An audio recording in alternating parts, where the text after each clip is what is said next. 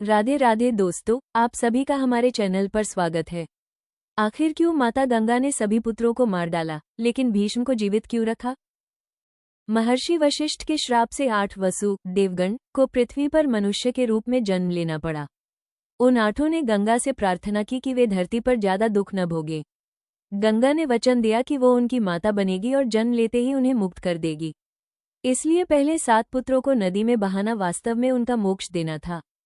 8वें वसु द्यू को सबसे बड़ा अपराधी माना गया, इसलिए उसका श्राप लंबा था। उसे धरती पर पूरा जीवन जीना था और महान कर्मों से ही मुक्ति मिल सकती थी। यही 8वां वसु देवव्रत भविष्य के भीष्म के रूप में पैदा हुआ। प्रतिज्ञा के कारण जब राजा शांतनु ने गंगा से विवाह किया तो गंगा ने शर्त रखी थी कि उनके किसी भी कर्म में हस्तक्षेप न करे। 7 बच्चों के बाद जब गंगा 8वें भीष्म को भी बहाने लगी, तब शांतनु ने हस्तक्षेप किया और गंगा को रोक दिया। इसीलिए ये बालक जीवित रहा। शांतनु और गंगा की शर्त विवाह के समय गंगा ने कहा कि राजा कभी उसके किसी कार्य में प्रश्न या विरोध नहीं करेंगे।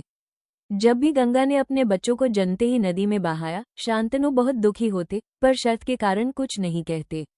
भीष्म का जन्म 7 बच्चों को गंगा ने जन्मते ही नदी में प्रवाहित कर दिया, क्योंकि वे वही 7 वसु थे जिन्हें श्राप से मुक्त होना था।